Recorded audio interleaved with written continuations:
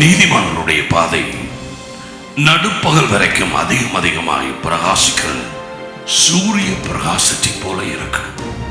பெருகி பெருகி காலை தொடக்கம் பெருகி 9 மணி 10 மணி 10:30 11 11:30 11 பெருகிக் கொண்டே போகுமாம்.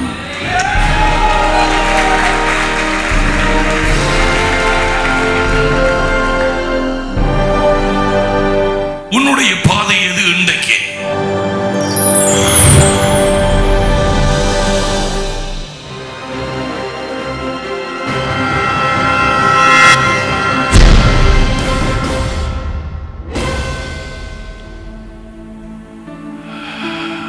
Open your word, Lord, and open our eyes that we may see. அதிசயங்களை நாங்கள் காணட்டும். கண்களை திறந்தரணும். Thank you. நீதிமொழிகள் 4:18. நீதிமான்களுடைய பாதை நடுப்பகல் வரைக்கும் அதிகமாய் பிரகாசிக்கிற சூரிய பிரகாசத்தை போல இருக்கும். துன்மார்க்கருடைய பாதையோ காரிருளை போல இருக்கும். தாங்கள் இடறுவது இன்னதென்று அறியாமல் இருக்கிறார்கள். நீதிமான்கள் இயேசுவின் இரத்தத்தினாலே மீட்டெடுக்கப்பட்டவர்கள், இயேசுவின் இரத்தத்தினால் கழுவப்பட்டவர்கள், இயேசுவின் இரத்தத்தினால் இலவச பாவ மன்னிப்பை பெற்றுக் கொண்டவர்கள். பாவிகளாயிருந்து நீதிமான்களாக்கப்பட்டார்கள். இப்பொழுது சுத்திகரிக்கப்பட்டுக் கொண்டிருக்கிறார்கள். வார்த்தையாலும் ஆவியானவராலும். அவர்களுடைய பாதை, அவர்கள் போகும் வழி, அவர்களது நாளாந்த வாழ்க்கை போக்கு, the path of the righteous. நீ காலையே எழுந்து மாலை படுக்க போகும் வரை நீ போக வேண்டிய பாதை, நீதிமானுடைய பாதை நடுப்பகல் வரைக்கும் பிரகாசிக்கிற சூரிய வெளிச்சத்தை போல இருக்கும். தேவ வாக்கியம் எவ்வளவு உண்மையாகவும் தவறாததாகவும் எந்த பிழையுமற்றதாக எழுதப்பட்டிருக்கு. ஏன் நடுப்பகல் வரைக்கும்? அது நடுமத்தியானம் 12 மணிக்கு சூரியன் பட ஆரம்பிக்கிறது. அந்த நேரம் வெளிச்சம் குறைந்து கொண்டு போறது, அப்படித்தானே? அதனாலே ஆவியானவர் அவர் அறிவுக்கு எல்லை. நடுப்பகல் வரைக்கும் பிரகாசிக்கிற சூரிய பிரகாசத்தை போல் பெருகி பெருகி காலை தொடக்கம் பெருகி 9 மணி 10 மணி 10:30 11 11:30 11 பெருகிக் கொண்டே போகுமாம்.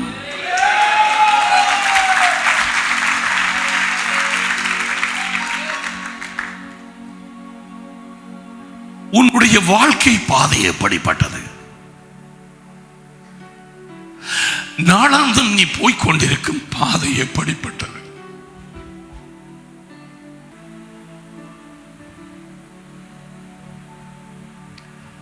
ஆண்டவர் இன்றைக்கு உன்னோடு பேசுகிறார்.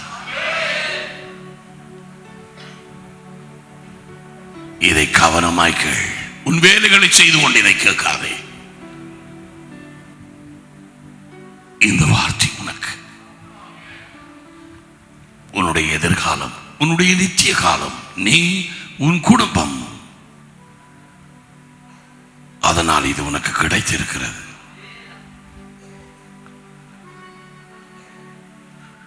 துன்மார்க்கருடைய பாதையோ காரிருளை போல இருக்கும். அவர்களது வாழ்க்கை, அவர்களது நாளாந்த ஜீவியம் இருள் சூழ்ந்ததாய் இருக்குமாம். ரட்சிப்பு அடையாதவர்கள் அல்லது ரட்சிப்பு அடைந்து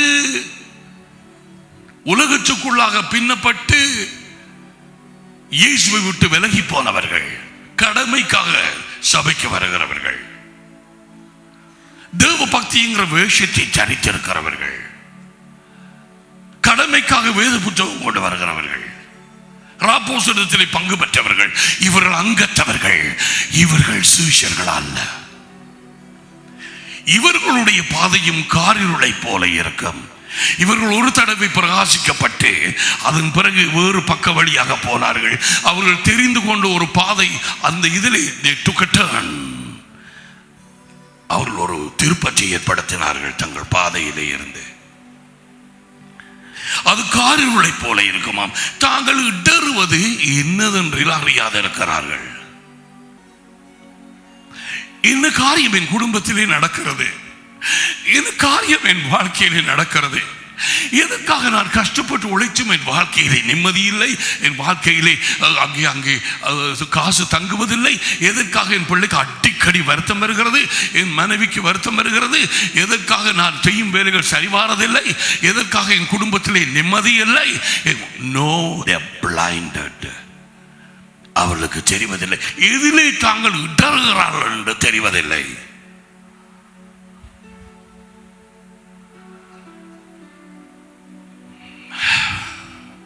நீதிமானுடைய பாதையோ அது வெளிச்சம், அது அதிகமாய் பிரகாசிக்கிற வெளிச்சம். தேவன் மனுஷ குலத்துக்கு கொடுக்கும் ரட்சிப்பை குறித்து எவ்விதமாக தம்முடைய ஜனம் இஸ்ரவேல் ஜனம் எகிப்திலே அவர்கள் அடிமைகளாக போய் பார்வோனுக்கு கீழாக இருந்து அடிமைத்தன வேலை செய்து அவர்கள் ஆளூட்டிகளாலே நெருக்கப்பட்டு அடிமைகளாக புலம்பிக் கொண்டிருந்தார்கள். இது உலக ஜனத்துக்கு ஒரு அடையாளம். உலகம் அனைத்தும் பிசாசின் வல்லமைக்குள்ளாய் கிடக்கிறது. 1 ஜான் 5:19. இந்த உலகத்தின் அதிபதியாகிய பிசாசு அவர்கள் கண்களை குருடாக்கிய நான் எதற்கு, அவர்கள் மனதை ஏன் இயேசு கிறிஸ்துவினுடைய சுவிசேஷம் அவர்கள் உள்ளத்திலே விழுந்து அவருடைய வார்த்தை இந்த ராஜ்யத்தின் செய்தி அது விழுந்து அவர்கள் வெளிச்சம் அடைந்து விடுதலை அடையாதபடிக்கு அவர்கள் மனம் குருடாக்கப்பட்டிருக்கிறது. மனம் குருடாக்கப்பட்டவர்களின் பாதை மதம்.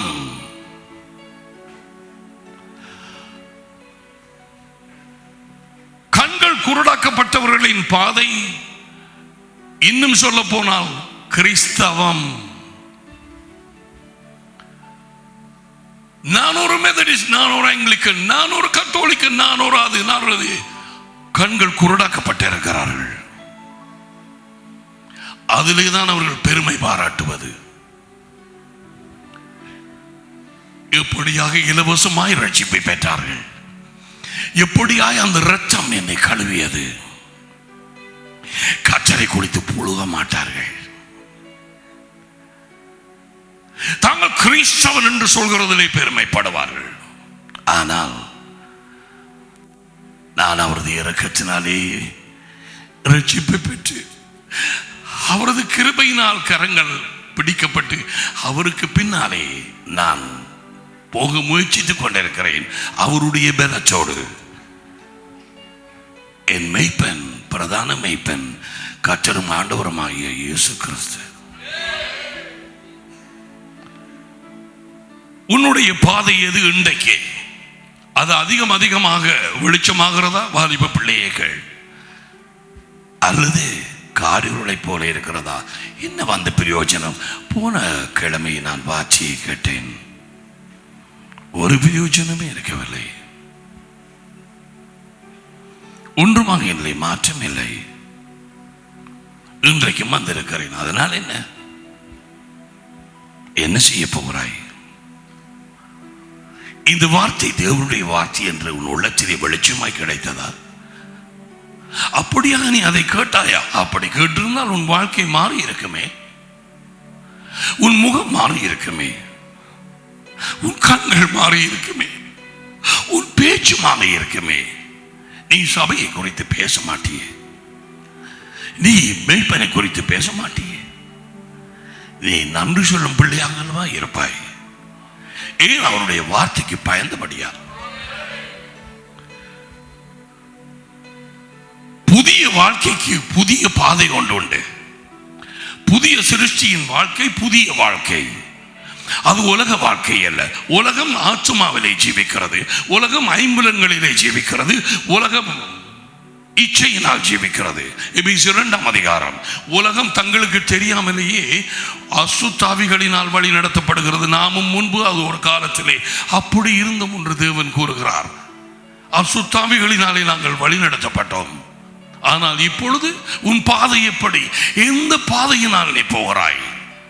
So God compares salvation to the people of Israel in Egypt and how they got delivered. எகிப்தில் இருந்து தம்முடைய ஜனம் எப்படி விடுதலை அடைந்தார்கள் என்பதை குறித்து அதை எழுதி அதை நிழலாக எங்களுக்கு வைத்திருக்கிறார். பார்வோன் பிசாசுக்கு ஒப்பாயிருக்கிறான், ஆளோட்டிகள் அசுத்தாவிகளுக்கு ஒப்பாயிருக்கிறது, எகிப்து உலகத்துக்கு ஒப்பாயிருக்கிறது. அங்கே அடிமைத்தனமாக இருக்கிறது. ஏன்? அங்கே வெளிச்சம் இல்லை, தேவனுடைய பிரசன்னம் இல்லை, தேவனுடைய வழிநடத்துதல் இல்லை. அங்கே அடிமைத்தனம். அவர்கள் வயிற்றுக்கு அடிமைகள், ஆளோட்டிகளுக்கு அடிமைகள், தங்கள் இச்சைகளுக்கு அடிமைகள். ஒவ்வொரு மனிதனும் அப்படிப்பட்டதான எகிப்துக்குள்ளே தான் பறக்கிறான். அதன் பிறகு தேவன் மோசேயை அனுப்புகிறார், செய்தியை கொடுக்கிறார். அவர்கள் சந்தோஷம் அடைந்தார்கள். நான் உங்களை விடுவிப்பேன், நான் உங்களை கானானுக்குள்ளே கொண்டு போய் சேர்ப்பேன். யாத்திராகமம் 3:8. ஆனால் அவர்கள் அந்த நேரத்தில் விசுவாசித்தாலும் மனதால் விசுவாசித்தார்கள். தேவனங்களை சந்தித்தார் என்று சொல்லி விழுந்து வணங்கினார்கள். ஆனால் அவர்களது விசுவாசம் எல்லாம் அந்த சொற்ப நேரம் தான். கொஞ்ச நேரம் மட்டும் விசுவாசித்தார்கள். உன்னுடைய வாழ்க்கை எப்படி? யாத்திராகமம் 3:8 தேவன் சொன்னார், நான் எல்லாரிடத்திலும் இருந்து உங்களை விடுதலையாக்கி நான் உங்களை கானானுங்கிற இடத்துக்கு நான் கொண்டு போய் சேர்ப்பேன். God delivers in order to take you somewhere. Brother, he delivers not for you to have a membership in the church. ஒரு சபைக்கு வந்து அங்கத்தவனாக இருந்து நீ சபை முடிய கைகுலிக்கு போட்டு வீட்டை போக உன்னை அவர் விடுதலையாக்கவில்லை. நீ விடுதலையாக்கப்பட்டதே அவருக்கு சேவை செய்ய. எப்பொழுது? ஜீவன் உள்ள நாட்கள் எல்லாம் பயம் இல்லாமல் நீதியிலும் பரிசுத்தத்திலும் பயம் இல்லாமல் எனக்கு ஊழியம் செய்ய நான் கட்டளையிடுவேன் என்று லூக்கா 1ஆம் அதிகாரம் 71 தொடக்கம் நீங்கள் வாசிக்கலாம். அதற்காகவே விடுதலையாக்கப்பட்டாய். சபையிலே அங்கத்தவனாக இருக்கார்ல, அங்கத்தவளாக அல்லது வேறு வேறு எண்ணங்களோடு நீங்க வரல. உன் பிரச்சனைகளை தீர்த்துக் கொள்வதற்கல்ல. யார் சொன்னது இயேசு எல்லா பிரச்சனையும் தீர்ப்பாரு? நோ, 100% இல்லை. ஒருவன் வந்து கேட்டான், எனக்கும் இந்த சகோதரனுக்கு இடையில இருக்க பிரச்சனையை தீர்த்து விடும், இந்த காணியை அவன் தரமாட்டேன்னு நினைக்கிறான், ஒரு அதை தீர்த்து விடும் ஆண்டவர்கிட்ட கேட்டாங்க. வந்துட்டு என்னென்னதுக்கெல்லாம் வந்தாங்க. அவர் என்ன சொன்னார்? உனக்கும் எனக்கும் இடையிலே, உன் சகோதரனுக்கும் உனக்கும் இடையிலே என்ன நீதிபதியா வச்சதியா?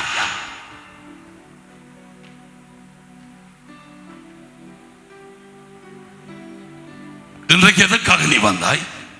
நீ எதை கேட்டுக்கொண்டிருக்கிறாய்? எப்படி கேட்கிறாய்? இனிமேலும் ஏன் கேட்க போகிறாய்? இவ்வளவு நாட்கள் எப்படி இந்த வார்த்தையை கேட்டாய்? அதனால் பிரயோஜனம் என்ன?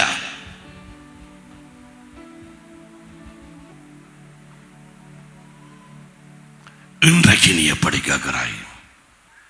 தேவன் மோசேயை தகுந்த நேரத்தில் அனுப்பி அவர்களை விடுதலையாக்கினார். அவன் சொன்னா, நான் உங்களை போக விட மாட்டேன். ரட்சிப்பு லேசான காரியம் அல்ல. பிசாசு உன்னை நினைவு. ரட்சிப்பு அடைந்தவர்கள் உங்கள் கண்களுக்கு முன்னாலே இப்பொழுதே தெரியும் எவ்வளவு கஷ்டம். நீதிமான் ரட்சிப்படைகிறது, விடுதலை அடைகிறது. சில பிடிகளில் இருந்து கஷ்டம் என்றால் வெளியிலே இருக்கிறார்கள். இங்கே இருக்கிறார்களுக்கு சில விடுதலை கொடுக்கிறது கஷ்டமா இருக்கிறது சொன்னால் வெளியிலே இருக்கிறவர்கள் உன்னுடைய எண்ணம் எல்லாம் என்ன? அவன் ரட்சிப்படைந்திருக்கிறான், அவள் ரட்சிப்படைந்திருக்கிறாள். அது சபையா இல்லை. No no no no no no no. உன்னுடைய அறிவு குறுகியது என்பதை அறிந்து கொள். நீ தேவன் அல்ல. மோசே போய் சொன்னதும் பிரச்சனை கூடியது, வேலைகள் கூடியது. அதனால தான் நீங்க போகணும். சுருக்கமா சொன்னால் அவர்கள் விடுதலை அடைகிறார்கள். பல அற்புதங்கள் அடையாளங்களை தேவன் செய்து பலத்த கையினாலே எகிப்தின் தேவர்கள் மேல் நியாய தீர்ப்பை அனுப்பினார். யாத்திராகமம் 12:12. அது அவர்கள் வெளியிலே வந்தார்கள்.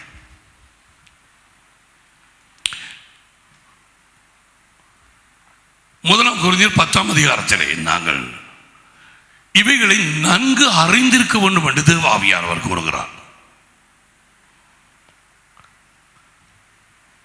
இது விடுதலைக்கு நிழலாக இருக்கிறது. எகிப்தில் இருந்து அற்புதங்கள் அடையாளங்களை தேவன் செய்தாலும் அவர்கள் விடுதலை அடையவில்லை. அந்த ஆட்டுக்குட்டியும் இரத்தம் அங்கே நிலையிலே பூசப்பட்டு அடுத்த நாள் காலையிலே தான் அவர்கள் விடுதலை அடைந்தார்கள். எகிப்தை விட்டு புறப்பட்டார்கள். இரத்தம் இல்லாமல் பிசாசின் ராட்சியத்திலே இருந்து விடுதலை இல்லை.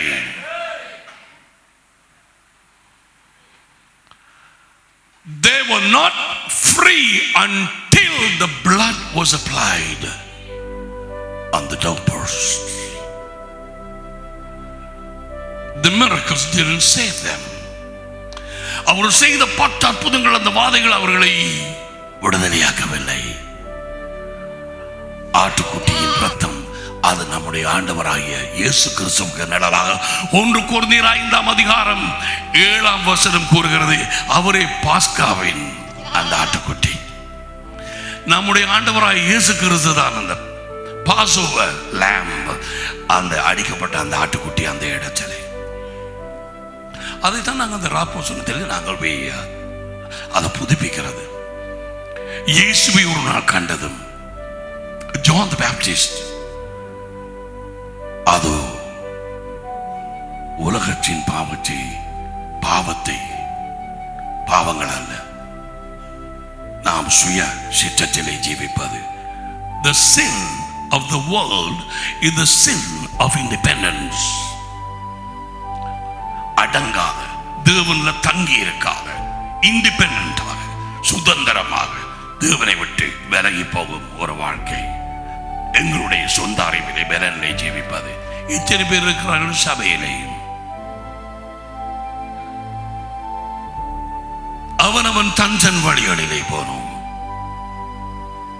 ஏசாயா சொன்னான், தேவனோ நாம் அக்கிரமத்தை, என்ன அக்கிரமம்? தன் வழியிலே போகும் பாவம். இதோ உலகத்தின் பாவத்தை சுமந்து தீர்க்கும் தேவாட்டுக்குட்டி, and he just said Lamb of God. அவர்களுக்கு தெரிந்திருக்கும் பாஸ்கா அந்த ஆட்டுக்குட்டி அங்கே எகிப்திலே கூட அவர்கள் நடத்தியது அவர்களுக்கு தெரியும். Lamb of God, தேவன் கொடுத்த ஆட்டுக்குட்டி. யோவான் 1:29 அப்படி இருக்கிறது.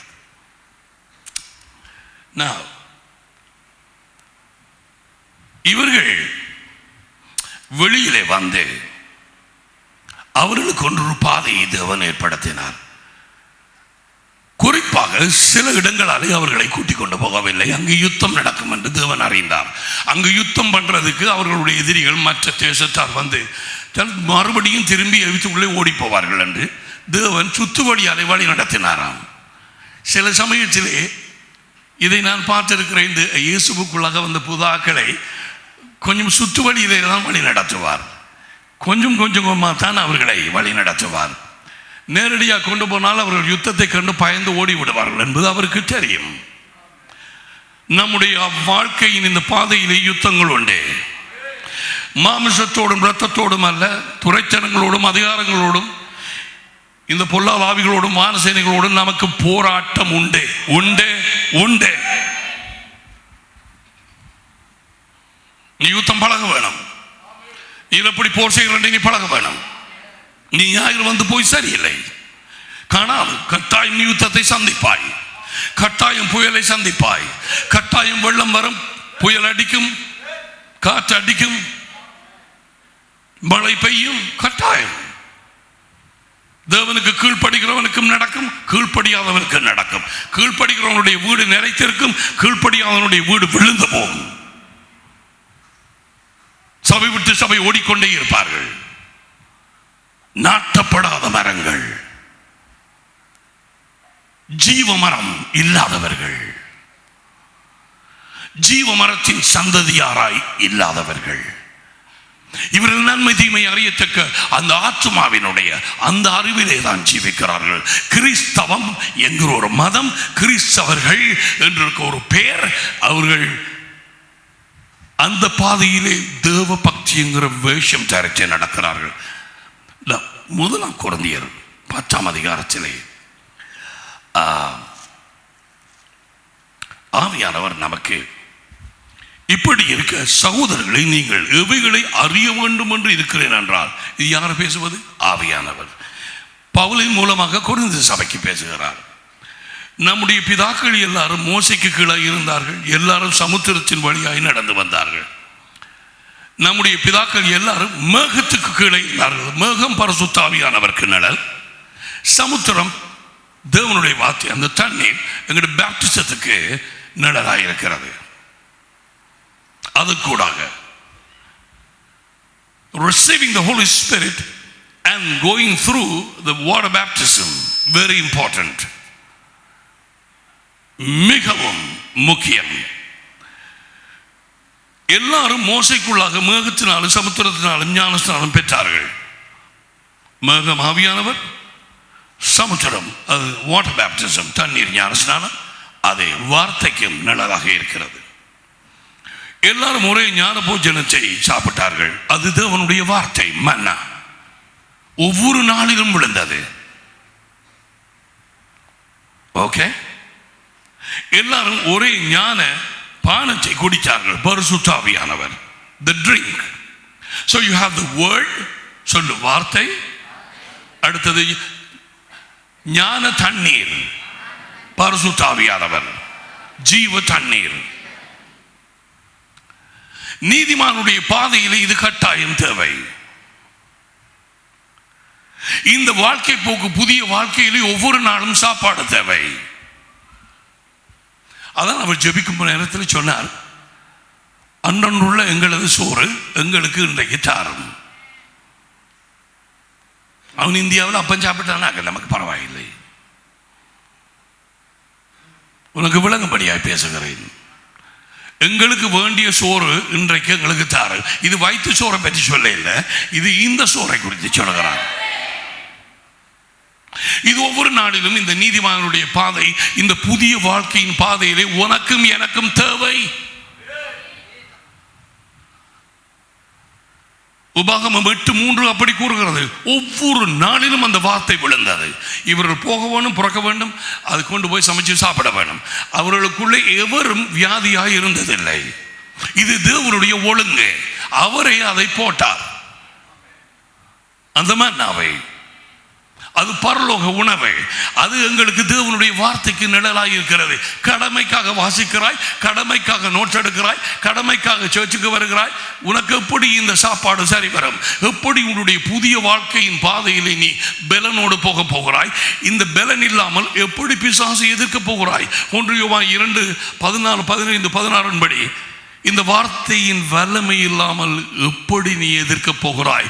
எப்படி உன் எதிரியாகிய சாத்தானை, அசுத்தாவிகளை நீ ஜெயிக்க போகிறாய்? முடியாத காரியம். நீ சபையிலே அங்கத்தவனாய் இருக்கலாம்,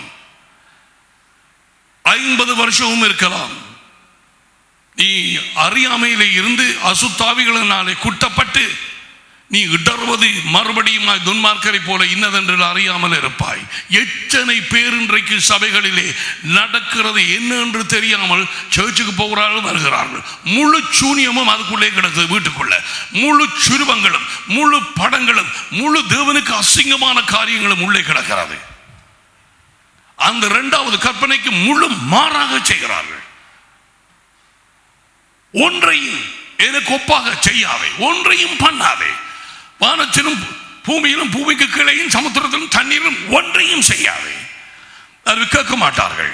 அதனால் அவர்கள் டறுகிறார்கள், சூனியங்களில் ஏற்படுகிறார்கள். பிசாசு அவர்கள் வீடுகளுக்குள்ளே நுழைந்து கொள்கிறார், அறைகளுக்குள்ளே நுழைந்து கொள்கிறார். சூனியம் சொல்லி முடியாது. குடும்பங்கள் விடுவிப்பார் இல்லை. பிள்ளைகள் முரட்டாட்டம் பண்ணி ஓடுகிறார்கள், பிள்ளைகள் கள்ளத்தனம் பண்ணுகிறார்கள். வார்த்தை கேட்டு ஏன் என்று கேட்கிறாயா?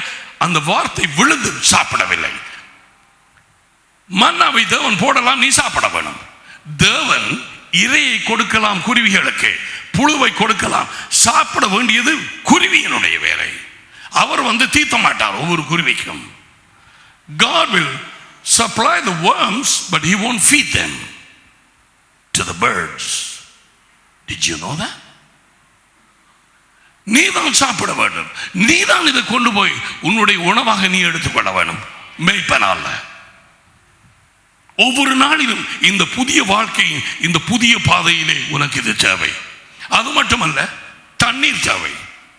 அந்த ஞானப்பானம், அந்த கண்மனையில் இருந்து தண்ணீர் வந்தது, அது குடிக்க வேணும்.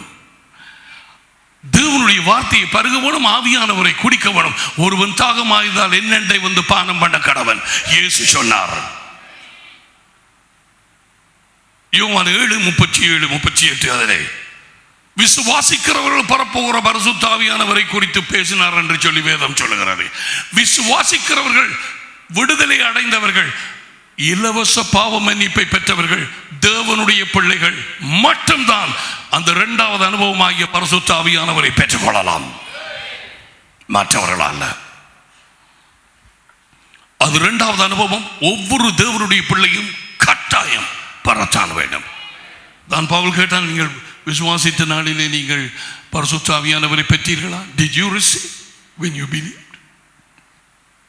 எபேசு அந்த பட்டணத்தில் 19ஆம் அதிகாரம் அப்போஸ்தலர்களே, can you say that you are baptized with the Holy Spirit?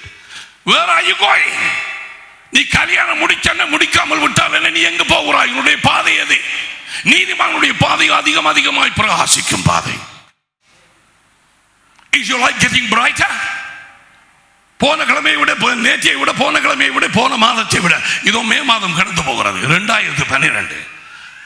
இன்னும் பிரகாசித்துக் கொண்டு போகிறதா, அல்லது இன்னும் மாதாட்சியாக மாறிக்கொண்டு போகிறாயா? இன்னும் துக்கமாக இருக்கிற ஒரு அந்தோனியாரை போல இருக்கிறாயா? உன் முகம் எப்படி இருக்கிறது? ஆராய்ந்து பார். கண்ணாடிக்கு முன்னால் என்ன சிரிக்காதே, இன்னும் அது இல்லை. நீ உள்ள இருக்கிறது வெளியே வந்தே தீரும். உன் சந்தோஷம் எங்கே?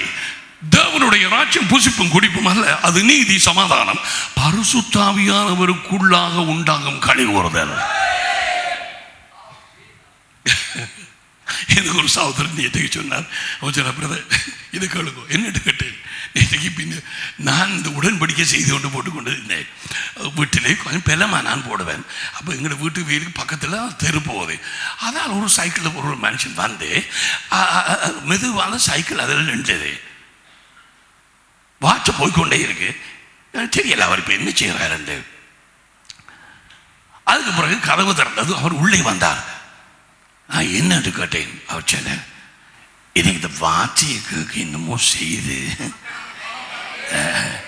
இந்த இருதயத்தில் என்னமோ செய்து. அவர் உங்களுக்கு தெரியுமான்னு கேட்டேன். உங்களுக்கு தெரியாது பிரதர், ரோட்டில் போன மனுஷன். அப்போ நான் அவரை இருக்க பண்ணி எந்த சாட்சியைன்னு சொல்லி, அப்போ அவர் கேட்டா, பிரதர் எனக்கு இந்த சீடியை தருவீங்களா? கட்டாயம். அதையும் கொடுத்து ஒரு அறிக்கை புத்தகம் கொடுத்து அனுப்பிட போகிறது. சந்தோஷம்டா சொல்ல இல்லாத போயிட்டார். அதை கேட்க எனக்கு எப்படி கொஞ்சம் யோசிப்பார். இருளிலே நடந்து கொண்டு திரிகிற ஒரு ஆத்மா, பிசாசு விட்டு கலைச்சு கொண்டு திரிகிற ஒரு ஆத்மா, அப்படியான நிலையிலே நீயும் நானும் அந்த நேரத்தில் இருந்திருப்போம். அதை தேவன் அந்த வெளிச்சத்துக்குள்ளாய் வீட்டில் இருந்து இந்த ஆள் தூண்டலை போடுதே, சீரிய போடுது, கேட்கத்தக்கதா. அங்க ஒரு மீன் கொழுவிட்டு மீனுக்கு போறாக்களுக்கு எல்லாருக்கும் தெரியும், ஆவிக்குரிய மீன் பிடிக்கிறாக்களுக்கு எல்லாருக்கும் தெரியும். நான் சொல்றேன், அது மனுஷர்களை பிடிக்கும். அதான் சொன்ன, எனக்கு பின்னால் நான் காட்டி கொடுக்குறேன் எப்படி பிடிக்கிறேன்னு சொல்லி. அவன் அதை வேண்டிட்டு போயிட்டான். இப்ப நித்தியத்துக்குமாய் அவனுடைய இடம் மாறி அவன் அங்காலே அவன் நித்தியத்துக்குமாய் இயேசுவோட வரும் பொழுது அவனை நாங்கள் இப்பொழுது காணாமல் இருக்கலாம். அவனுக்கு என்ன நடந்தது? அவன் தேடி பிடிப்பான் இந்த சகோதரனை. உன்னால்தான் நீ போட்டோ முடியாது. நான் உள்ளே வந்து அதை எடுத்துக்கொண்டு போனேன். அதுக்கு பிறகு இப்படியா நடந்தது. எத்தனை காரியங்கள் சொல்லுவார்கள், எல்லாமே மறக்க முடியாது. அந்த பணக்காரன் அந்த அந்த அந்த அந்த பூமி நடுவிலே நெருப்பிலே அவனுக்கு ஞாபகம் வந்ததா இல்லையா? உன்னுடைய பழைய நாட்களை ஞாபகப்படுத்திக்கொள். நீ எப்படி ஜீவித்தாய் என்று ஆபிரகாம் சொல்லவில்லையா? அவனுக்கு 5 சகோதரர்கள் உண்டு, அவனுக்கு ஞாபகம் இல்லையா? எல்லாம் சரி, ஒன்றும் மறப்பதில்லை. அவனுக்கு ஒரு சரீரம் இருந்தது, நாக்கு இருந்தது, கண்கள் இருந்தது. இந்த வார்த்தை உணவு இந்த பாதையிலே உனக்கு தேவை. அது மட்டுமல்ல, தண்ணீர் தேவை. தண்ணீர் இல்லாமல் எத்தனை வியாதி வரும், எத்தனை காரியங்களுக்கு நாம் தண்ணீரை உபயோகிக்கிறோம். இன்றைக்கு தான் நான் கேள்விப்பட்டேன், சரியான தண்ணீர் குடிக்காம காலில் மசில்ஸ் கொஞ்சம் கிராம்ப் வருமா உண்டு கேள்விப்பட்டேன். அப்படியா?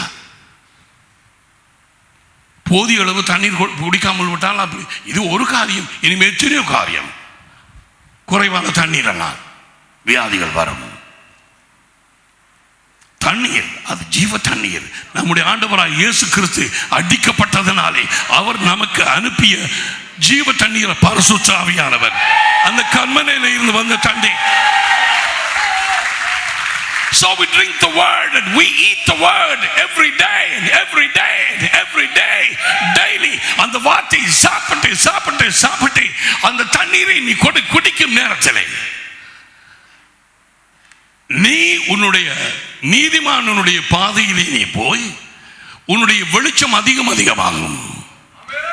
நடுப்பகல் வரைக்கும் பிரகாசிக்கிற சூரிய பிரகாசத்தை போல அது பிரகாசித்துக் கொண்டே போகும்.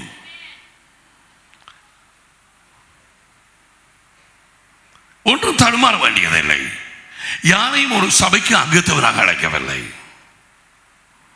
நீ அவருக்கு பின்னாலே சூஷனாக போக வேண்டும். அவர் உன்னை அழைக்கிறார். Come follow me, I will make you. நான் உன்னை மனுஷர்களை பிடிக்கிறவனாக்குவேன். சனம் இருக்குது 10 வருஷம் 15 வருஷம் 20 வருஷம் 25 வருஷம் கல்யாணம் கட்டி பிள்ளையும் பெற்று பேரனையும் பெற்று எல்லாத்தையும் பெற்று அதுக்குள்ளேயே கிடக்குது சனம். இது எங்கட சபை, எங்கட மெய்ப்பன், எங்கட வளவு, எங்கட இது, எங்கட சவக்கால கடை. இதுக்கு உன்னை அழைத்தார். நான் உன்னை விடுதலையாக்கி உன்னை கானானுக்குள்ளே கொண்டு போய் சேர்க்க. ஆபிரகாமை தேசத்தை விட்டு வெளியாக வர சொன்னதன் காரணம் அவர் காண்பிக்கும் இடத்துக்கு கொண்டு போக. You are delivered in order to go somewhere to a destination. நீ அவர் வைத்திருக்கிற அந்த இடத்துக்கு நீ போகத்தக்கதாக, அவர் உனக்காய் வைத்திருக்கிற தேவ திட்டத்துக்குள்ளாக போகத்தக்கதாக உன்னை அழைத்திருக்கிறார். அந்த பாதையிலே உனக்கு தேவனுடைய வார்த்தையாகிய உணவு தேவை, ஜீவ தண்ணீராகிய பரிசுத்த ஆவியானவருடைய அந்த பானம் தேவை.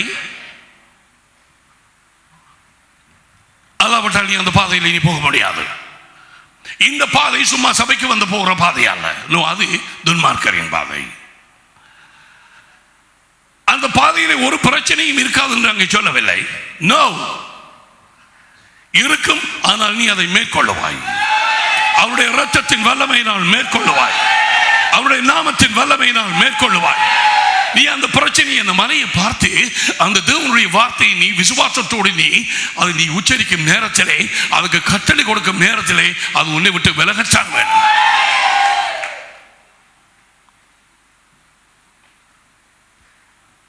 We are equipped. That's the difference between us and the unbelievers. We are equipped to meet the problems. நாங்கள் பிரச்சனைகளை, பிசாசுடைய தடைகளை, பொறிகளை நாங்கள் தகர்த்தெறியத்தக்கதாக நாங்கள் கற்றுக்கொள்ளப்பட்டோம். எங்களுக்கு போதிக்கப்பட்டது. God teaches us. எதை கட்ட வேணும், எதை கட்ட வேணும், எந்த விதமான வசனத்தை உபயோகிக்க வேண்டும். That's right. நீதிமானுடைய பாதை எந்த பாதையால் உன் வாழ்க்கை போய்கொண்டிருக்கிறது? மெய்ப்பெண்லே தங்கி இருக்கிறாயா? மெய்ப்பெண் மனுஷன். உன் பாய் ஃப்ரெண்ட்லே தங்கி இருக்கிறாயா? திறமான மனுஷன் என்று நீ அறிய வருவாய். ஜனாதிபதிகள், பிரதம மந்திரிகள் மனுஷர்கள், தேவர்கள் அல்ல. அதனால்தான் அவர்களுக்காக நாங்கள் ஜெபிக்கும்படிக்கு தேவன் வசனத்திலே கூறியிருக்கிறார். And I have always said, the world is ruled. Let these words go into your heart. The world is ruled by dead men. The departments, various ministries, and all these majority, 99.9% of the time, dead men and women are ruling the world. அதான் நீங்களே உலக கோடி என்று தேவன் சொன்னார். நீங்களே இந்த உலக குப்பை, நீங்கள் தான் இந்த உலகுக்கு ஒளி. What are you doing, brother? இந்த புதிய பாதையிலே உனக்கு புதிய நண்பர்கள் தேவை. பழைய நண்பர்கள் உனக்கு இருக்க முடியாது. இது புதிய ஒரு டிஃபரண்ட் ரோட். அது இடுக்கமான பாதை. அது ஒடுக்கமான பாதை. அதை கண்டுபிடிக்கிறவர்கள் சிலர். மத்தேயு 7:13-14 அதில் பிரவேசிக்கிறவர்கள் அகலமான பாதையிலே, இந்த உலகத்தின் பாதை, துன்மார்க்கருடைய பாதை. அவர்களுக்கு என்ன வல்லமை, அவர்களுக்கு என்ன ராஜ்யத்தை குறித்த பிரசங்கம். அவர்கள் ஏதோ ஒரு சர்ச்சுக்கு போயிட்டு வந்தால் காணும் பிரதர், அவர்களுக்கு கட்டாயம் ஒரு கிறிஸ்துமஸ் தேவை, ஒரு கட்டாயம் ஒரு உயிர்த்தெழுந்த ஞாயிறு தேவை, ஒரு கட்டாயம் ஒரு சிலுவை பாதை தேவை, ஒரு கட்டாயம் ஒரு அது இது என்று நீங்க சொல்லிக்கொண்டே போகலாம். அவர்களுக்கு இல்லாட்டி அவர்களுக்கு மாரடைப்பு வார மாதிரி. என்ன இது கிறிஸ்துமஸ் நாடியில் ஒரு கிறிஸ்துமஸ் சர்வீஸ் இல்லை. கிறிஸ்துமஸ் நாளையில தற்கொலை செய்து சாகுறான், அங்கே சாகுறான், இங்கே சாகுறான், அவன் மனைவி போட்டு அடிக்கிறான், போத்தில் வேண்டி வச்சிருந்தான் குடிச்சு போட்டு அவளுக்கு அடிக்கிறான், அவளுக்கு இருக்கிறான், கிறிஸ்துமஸ்லேயே என்ன அடிக்கிறான். இது இங்க ஜனம் பாலம் பிறந்தார் படிக்குது. ஏய் குருடர்களை தெரியாத பாதையிலே வழி நடத்தி அவர்கள் அறியாத பாதையிலே அவர்களை கொண்டு வந்து பாதை 42:16 ஏசாயா, அவர்களுக்கு முன்பாக நான் கோணலானதை நேராக்கி இருளை வெளிச்சமாக்கி இப்படி செய்து நான் அவர்களை கைவிடாதிருப்பேன். அவருக்கு தெரியும் நாளாந்த வாழ்க்கை பாதை நாங்கள் எப்படி போக வேண்டும் என்று சொல்லி. உன்னுடைய நண்பன் யார்? Who is your friend? தாவீதுக்கு யார் நண்பன் பார்ப்போம். 119 சங்கீதம் 63 என்ன சொன்னான் தெரியுமா? யார் உமக்கு பயப்படுகிறார்களோ அவர்கள் எல்லாரும் என்னுடைய friends. Is it like that for you? அதுதான் உன்னுடைய தெரிவு செய்தல். You got to choose your friend, brother. I believe some people, நான் விசுவாசிக்கிறேன், நான் இது முன்பு ஒரு நாளும் சொல்லவில்லை, சிலர் ஜோஷுவாவோடும் காலேபோடும் அவர்கள் நெருக்கமாக உறவாக இருந்திருந்தார்கள் என்றா, யார் உறவாக இருந்தார்களோ அவர்களும் உள்ளே போயிருப்பார்கள். நீ விசுவாசிக்கிறீர்களோ எனக்கு தெரியாது. You got to choose your friend. உமக்கு பயப்படுகிறவர்கள் யாவரும் என்னுடைய தோழர்கள். அதுவா உன்னுடைய கணிப்பு, அதுவா உன்னுடைய ரூல். யாரோட நீ கதைக்கிறாய், எந்த இடத்துக்கு போகிறாய், உன்னுடைய பேச்சுக்கள் என்ன பேச்சு? அவர் சொன்னார், இந்த வார்த்தையை நான் வாயிலிருந்து எடுக்க மாட்டேன், அவர்கள் பிள்ளைகள் வாயிலிருந்து எடுக்க மாட்டேன், அவர்களுடைய பிள்ளைகள் வாயிலிருந்து நான் எடுக்க மாட்டேன், அவர்கள் மேல் அருளிய ஆவியை நான் எடுக்க மாட்டேன். இது என்னுடைய உடன்படிக்கை. ஏசாயா 59:21 அப்படி கூறுகிறதே. ஏன் 4 தடவை வாயை பற்றி சொன்னார்? அவரது வார்த்தையை பற்றி. இந்த வார்த்தை உன் அருகிலே, இந்த வார்த்தை உன் வாயிலே, இந்த வார்த்தை உன் இருதயத்திலே. வாயிலே இருதயத்திலே, இருதயத்திலே வாயிலே, வாயிலே இருதயத்திலே, இருதயத்திலே இந்த வாயிலே, வாயிலே இருதயத்திலே, இருதயத்திலே இந்த வாயிலே. From the mouth to the heart, to the heart to the mouth. ஒரு நேரம் வருகிறதே, அந்த ஆவியானவர் மதக்கூடாக புறப்பட்டு உன் ஆவியிலே இருந்து நீ சொல்லுகிற அந்த வார்த்தை இப்படி எழுதப்பட்டிருக்கிறது, அந்த மலை அகன்று போகத்தான் வேண்டும். This is a rule. இதுவே ஆண்டவருடைய கட்டளை. நீ கைதற்ற சரி, ஆமென் சொல்கிற சரி, இந்த வார்த்தை எப்படி கேட்கிறாய்? தேவ வசனமாக நீ கேட்டால் அது உனக்குள்ளாக வேலை செய்யாமல் போக முடியாது.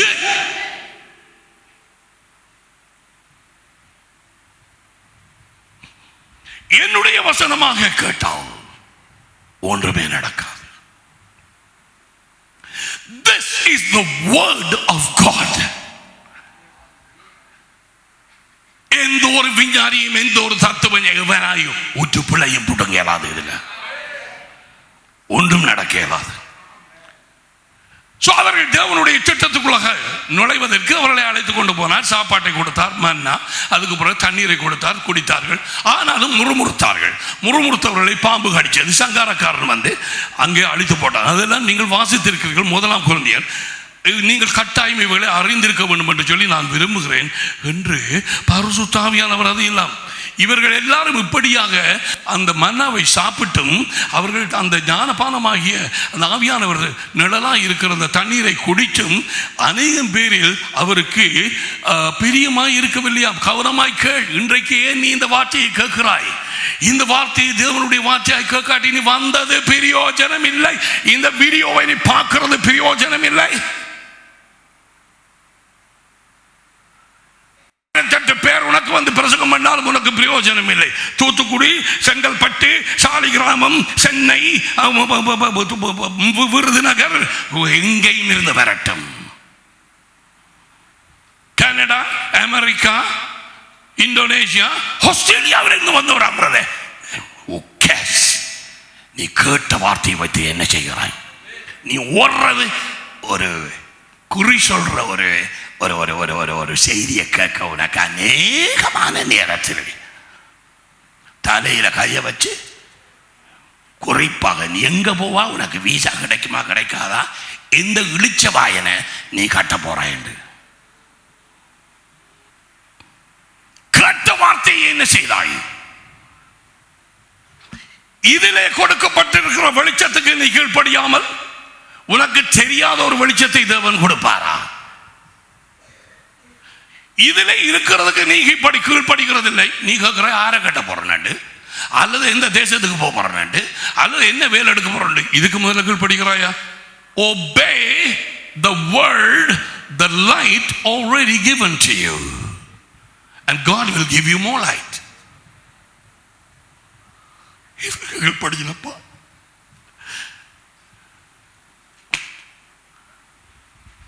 ஜனங்கள் சும்மா வந்து போகிறார்கள். ஆவியானவர் அதை பார்க்கிறார். சில சொல்வார்கள், ஐயோ பிரதர், இவங்களுக்கு பிரதர் இதுக்கு மேல வார்த்தை இல்லை மாதிரி மனத்தாக்கள் அடைஞ்சிருக்கிற மாதிரி எல்லாரும் இருக்குது பிரதர். இவங்க என்ன பிரதர் இந்த வார்த்தையை கேட்கிறாங்களா, இல்லை என்ன இது என்ன இந்த கோமா நிலைமை? நான் சொல்ல இங்க மட்டுமே எல்லா இடத்துலையும் இப்படித்தான். அநேகமான இடத்துல வார்த்தை இல்லை, எனக்கு தெரியும். நான் அதை சொல்லுவேன்.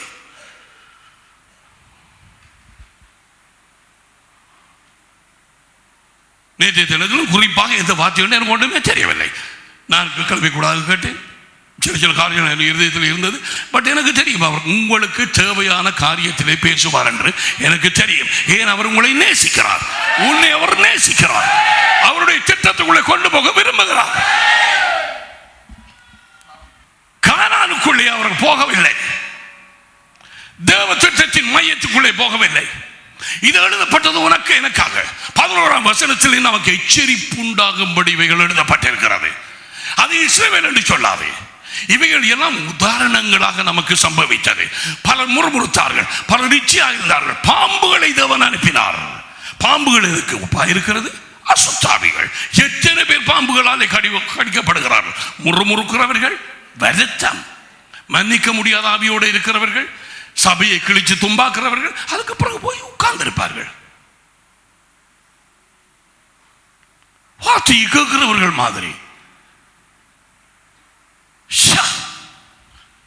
வஞ்சிப்பு. வார்த்தையை கேட்கிறவர்களாய் மட்டும் இருந்தால் நாம் நம்மையே வஞ்சிக்கிறோம் என்று ஜேம்ஸ் 1ஆம் அதிகாரத்தில் இருக்கிறது. Do not deceive yourself just hearing the word. Why? என்பது இன்றைக்கு நீ உயிரோடு இருக்கிறாய்.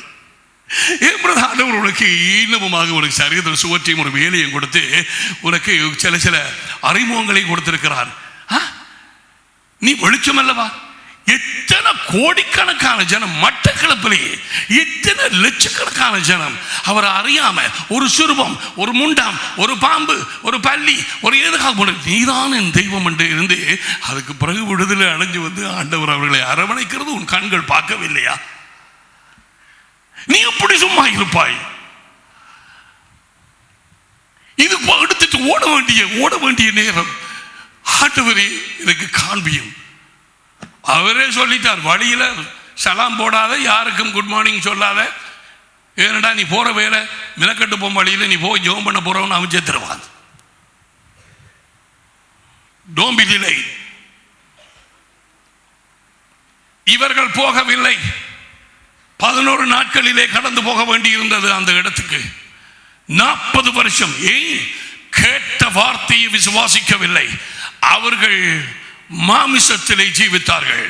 தேவ பிரசன்னம் அங்கே இருந்தது அறிந்து கொள். மேகஸ்தம்பம், அக்கினி ஸ்தம்பம், தேவ பிரசன்னம் அவர்களோடு கூட இருந்தது. எகிப்திலே 10 பயங்கர அற்புதங்களை கண்டார்கள். பயங்கர அற்புதங்கள். கடைசியாக வந்து வெளியிலே வரும் நேரத்திலே அந்த செங்கடல் 2ஆக பிளந்தது. இட்டவிட்டமாக ஒரு காற்றை அனுப்பினார். நமக்கு தெரியும், காற்று தேவ ஆவியானவருக்கு நிழலாக இருந்தது. விடிய நேரத்திலே அந்த பெரிய ஒரு வழி அங்கே உண்டாகியது.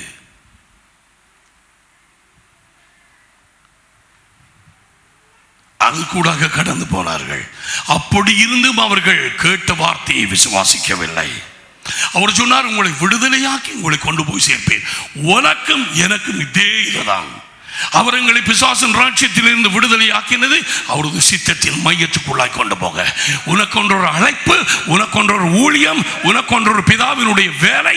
இயேசு சொன்ன மாதிரி, நான் பிதாவுக்கு அடுத்த காரியங்களில் நான் ஈடுபட்டிருக்க வேண்டும் என்று உங்களுக்கு தெரியாதா என்று 12வது வயதிலே அந்த தாய்மா சொன்ன மாதிரி ஒவ்வொருவரும் நாங்கள் we got to be about our father's business.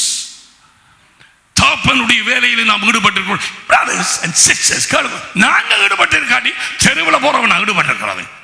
அல்லது ரட்சிப்பு அநேகமாக கிடைக்காத ஒரு கத்தோலிக்கனா, மெதடிஸ்டா, அல்லது ஆங்கிலிக்கனா, அல்லது மற்ற சபையானா, அது அதுக்குரிய இங்கேயும் எத்தனை பேர் இருப்பாங்க ரட்சிப்பு இல்லாம? யார் சொன்னது இங்கே எல்லாரும் வச்சிருப்பாங்க? யார் சொன்னதே?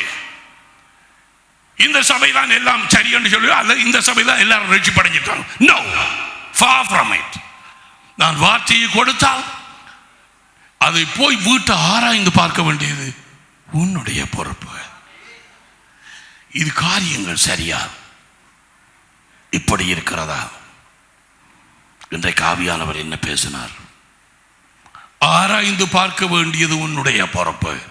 ஆனால் உன் மண்டையெல்லாம், உன் யோசனை எல்லாம் இறங்க வேண்டாம். உனக்கு பிரச்சனைகளும் அதுகளும் தான் முக்கியம். உனக்கு ஆக்கள் தான் முக்கியம். உனக்கு ஆக்கள்ற பேர் தான் முக்கியம். அவங்களோட புகழ் தான் முக்கியம் என்றால் தேவ வசனத்தை நீ விசுவாசிக்க முடியாது. ஸோ அவர்கள் 7 ஆண்டு சொன்னார்கள். முழு பேரையும் அனுப்பினார் வனாந்தரத்துக்குள்ள. அவர்கள் போன பாதையில் இருந்து என்ன பாருங்க, he said, Moses, turn them towards the wilderness. வனாந்தரத்துக்குள்ளாய் திருப்பு அவர்களை. அவன் எங்கே என்று கேட்கவில்லை. அவன் எங்கே என்று கேட்டிருந்தால் probably God would have said, I think, I may be wrong. அவன் எங்கே என்று கேட்டிருந்தால் nowhere. திக்கற்ற பாதை, உங்களுக்கு இலக்கு தேவையில்லை, நடந்து தெரியும். அந்த திக்கற்ற பாதை எது தெரியுமா? துன்மார்க்கரின் பாதை. அந்த திக்கற்ற இலக்கு இல்லாத பாதை எது தெரியுமா? உன் ஆத்மாவிலே நீ ஜீவிக்கும் ஜீவியம், மனம், சித்தம், உணர்ச்சிகள். ஏதோ ஒரு சபையிலே ஏதோ ஒரு போதரை பிடிச்சி ஏதோ ஒரு சின்ன ஒரு வேலை ஒன்று எடுத்துட்டு ஏதோ அந்த இதை காரி என்னவா ஒரு செக்ரட்டரியா கண்டறியாத கறி செக்ரட்டரியும் என்னவும். உனக்கு அழைப்பே தெரியாது. உனக்கு ஏன் நீ ரட்சிப்படைந்தா என்று தெரியாது. உனக்கு என்ன தாளந்துகள் உனக்கு கொடுக்கப்பட்டது என்று தெரியாது. கருவிலேயே அவர் உனக்குள்ளாக போட்டிருந்த தாளந்துகள்.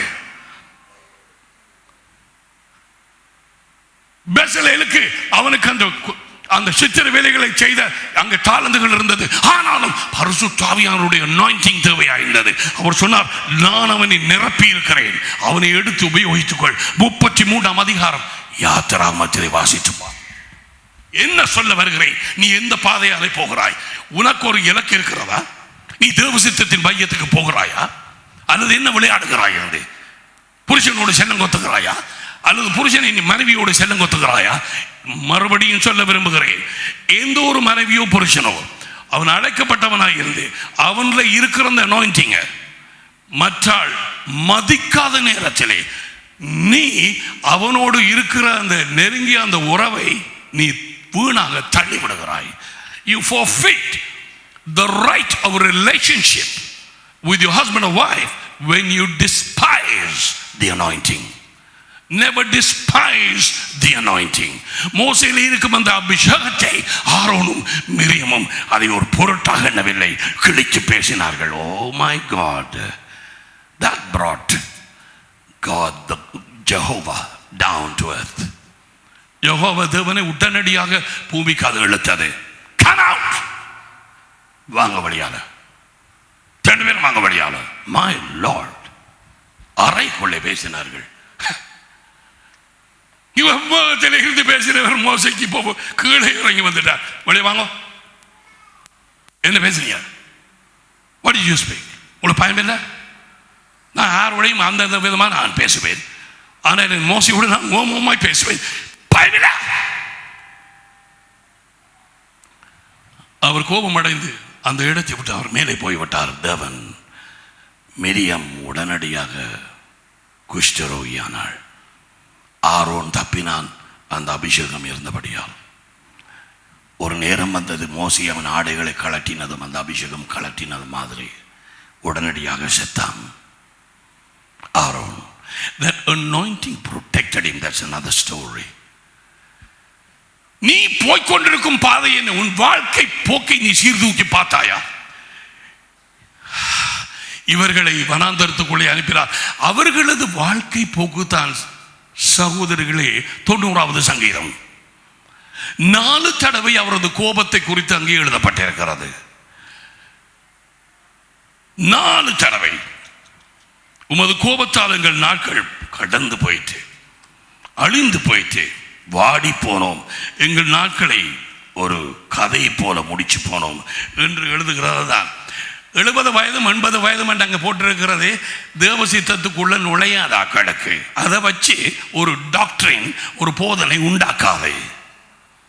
அந்த போட்டிருக்கிறார், அந்த போட்டவர் வனாந்தரத்துக்குள்ள போனாக்களுக்கு வனாந்தர 11 நாட்களும் அதில் உள்ளால போய் அங்கால கிராஸ் பண்ண வேண்டியது 11 நாட்களுக்குள்ள. ஆனால் அவர்கள் வார்த்தையை படித்து வார்த்தையில் நிற்கத்தக்கதாக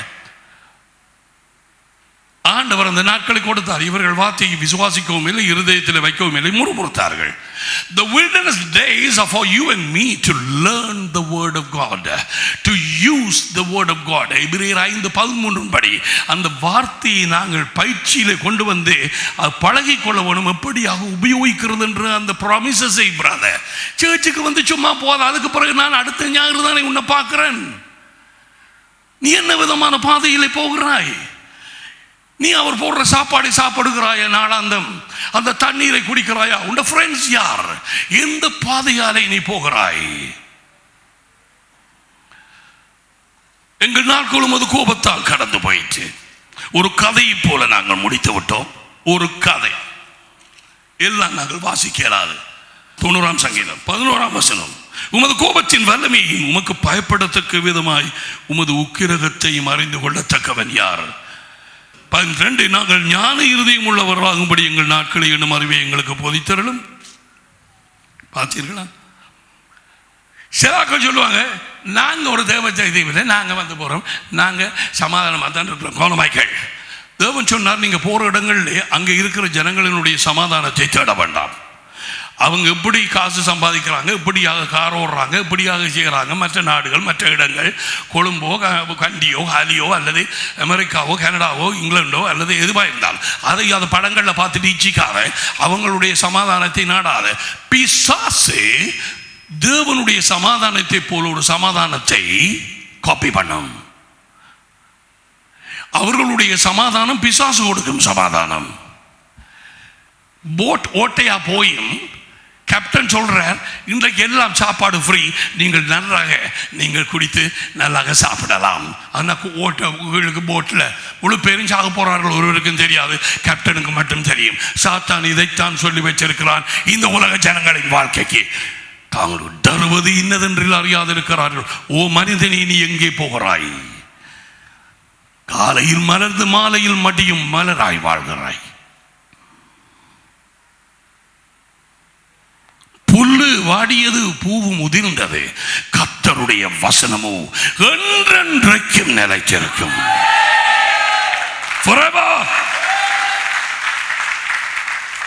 எபிரேயர் 3ஆம் அதிகாரம் 17-18 அதன் பிறகு எபிரேயர் 4ஆம் அதிகாரம் 1, 2 வசனங்களை வாசித்தால், அவர்கள் பிரவேசியாமல் போனது வசனத்தை விசுவாசிக்காததனாலே. தேவ வசனத்தை அவர்கள் விசுவாசிக்கவில்லை, அதனாலே அவர்களால் உள்ளே போக முடியவில்லை. அவிசுவாசம் வந்தது. சகோதரனிகள், பிள்ளைகள், வாலிப பிள்ளைகள், நீ ஏற்கனவே தேவனுடைய வார்த்தையை விதையாக உன் இருதயத்திலே நாட்டாமல் விட்டால், உனக்கு நெருக்கமும் பிரச்சனையும் சூழ்நிலைகள் மாறி இருக்கும் நேரத்திலே நீ கடைசி மட்டும் அந்த விசுவாசம் உனக்குள்ளாக வராது. நீ உடனடியாக விதையை நாட்டி அறக்க முடியாது. யாராவது தக்காளி வேணுமென்று ஒரு கறிக்கு அந்த நேரத்தில் தக்காளி விதையை கொண்டே நாட்டுவாங்களா? அது முடியுமாண்டா? உன்றை இது முடியும். நீ ஏற்கனவே நாட்டி இருக்க வேணும். நீ ஏற்கனவே அதுக்கு தண்ணீர் ஊட்டி இருக்க வேணும். நீ ஏற்கனவே அந்த வாக்குத்தத்தங்களை வாயினாலே ஒரே ஆரைக்க பண்ணி இருக்க வேணும். நீ ஏற்கனவே அந்த ஜீவ தண்ணீரை குடித்திருக்க வேணும். அப்பொழுது அந்த சூழ்நிலை மாறும் நேரத்தில் நீ அந்த வசனத்தினாய் அதை நீ மேற்கொள்ள இயேசு சொன்ன மாதிரி இப்படி எழுதப்பட்டிருக்கிறது. அது உள்ளே இருந்து வரும் இருதயத்தின் நிறைவினால் வாய் பேசும். அவர்கள் விசுவாசிக்காதபடியால் அவர்கள் உள்ளே போகவில்லை. இன்றைக்கு எத்தனை பேர் சபைகளிலே மரணத்துக்காக காத்துக் கொண்டிருக்கிறார்கள். இங்கேயும் தாய் தகப்பன்மார், கல்யாணமானவர்கள், இளந்தம்பதிகள், வாலிப பிள்ளைகள் கொடுக்கப்படும் வசனத்தை தேவ வசனமாக ஏற்றுக்கொள்கிறது. இங்கு மட்டுமல்ல, உலகெங்கும் அநேகமானவர்கள் கானானாகிய தேவனுடைய திட்டத்துக்குள்ளே பிரவேசிப்பதில்லை. அவர்களின் பங்கு 90வது சங்கீதம். அதுதான் அவர்கள் விலாசம். தேவன் அவர்களை புறக்கணிக்க மாட்டார். தொடர்ந்து அந்த 40 வருஷமும் மன்னாவை கொடுத்தார், தண்ணீரை கொடுத்தார். ஆனால் அவர்கள் வாழ்க்கையில் நிம்மதி இருக்கவில்லை, வைத்தறிச்சல் தான் இருந்தது என்று 90ஆம் சங்கீதத்திலே வாசிக்கிறோம். சீக்கிரமாக எல்லாம் முடிஞ்சு போச்சு. ஐயோ முடிஞ்சு. அதில் பாருங்க, குறிப்பாக எல்லாம் முடிஞ்சதெல்லாம் துக்கமும் சஞ்சலமும் தான் அங்கே போடப்பட்டிருக்கிறது. உபாகமம் 23:6 உலகத்தின் சமாதானம் அங்கே போடப்பட்டிருக்கிறது.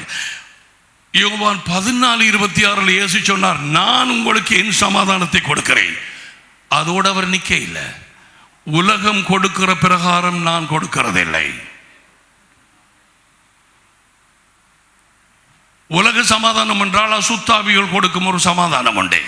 நீ அதிலே நன்றாக குஷியா நல்லா இருக்கிறாய், நான் நினைச்சவனை முடிச்சேன், நான் நல்லா பிள்ளையை பெற்றேன், நான் நல்லா இருக்கிறேன், நான் நல்லா வீடு கட்டி இருக்கிறேன், நான் நல்லா கார் வண்டி இருக்கிறேன், நான் வெளியூருக்கு போயிருக்கிறேன், நான் வந்திருக்கிறேன், நான் இப்பயும் வாரேன், நான் போறேன். கவனமாயிரு. தேவ சித்தத்தின் மையத்துக்குள்ளாக இருக்கவும் அவர் ஏற்கனவே எபேசியர் 2:10 படி ஆயத்தம் பண்ணின அந்த இடத்துக்குள்ளாக உன்னை கொண்டு போய் அந்த வரங்களும் அவருடைய அழைப்பும் வேலை செய்யத்தக்கதாக உன்னை அவர் இந்த வார்த்தைகளுக்கூடாக இன்றைக்கு உன்னை சந்திக்கிறார். நீ எந்த பாதையிலே நீ போய் கொண்டிருக்கிறாய்? உன்னுடைய புதிய நீ மறுபடியும் பிறந்தால் உன்னுடைய புதிய சிருஷ்டியின் இந்த புதிய வாழ்க்கை எந்த பாதையாலே நீ போகிறாய்? உன் வாழ்க்கையின் பாதை என்ன? நீ அவருக்கு பின்னாலே போக வேண்டிய நீ சபைக்கு பின்னால் அல்ல. ஒருவன் எனக்கு பின்னால் வர விரும்பினால், லூக்கா 9:23, எனக்கு பின்னால் வர விரும்பினால், அவர் சபையை குறித்து பேசவில்லை, உபவாசத்தை குறித்து பேசவில்லை, ஒருவன் ஜெபம் பண்ண விரும்பினால் என்று சொல்லவில்லை, ஒருவன் அது இது ஒருவன் வல்லமை உள்ள ஊழியக்காரனாக இருக்க விரும்பினால் என்று சொல்லவில்லை, எனக்கு பின்னால் வர விரும்பினால். ஏன் முன்பு நாங்கள் எங்கள் ஆத்மாவுக்கு பின்னால் போவோம். எங்கள் ஆத்மாவை பின்பற்றின பொழுது பிசாசுகளால் பிடிபட்டோம். எனக்கு பின்னால் வர விரும்பினால் அவன் தன்னை தானே வரச்சே, தன் சித்தம், உணர்ச்சிகள், மனம் வரச்சே, அவன் சிலுவையை எடுத்துக்கொண்டு அனுதினமும் என்னை பின்பற்ற கடவன். அப்படியாக நீ செய்து உன் சரீரத்தை ஜீவ பலியாக, ரோமர் 12ஆம் அதிகாரம் 1ஆம் வசனத்தின்படி இந்த உலகத்துக்கு ஒத்த ஒரு வாழ்க்கையை நீ அதை காப்பி பண்ணாதே. இந்த உலகத்து ஜீவத்தை அவங்க போடுற சட்டை, அவங்க ஜீவிக்கிற பிரகாரம், அவங்க கடன் எடுக்கிற பிரகாரம், அவங்க பேசுற மாதிரி, அவங்க இப்படியாக ஆடை அணிஞ்சு கொள்றாங்க, அதுக்கு ஃபேஷன் சொல்லுது. ஃபேஷனுங்கிற பேய்.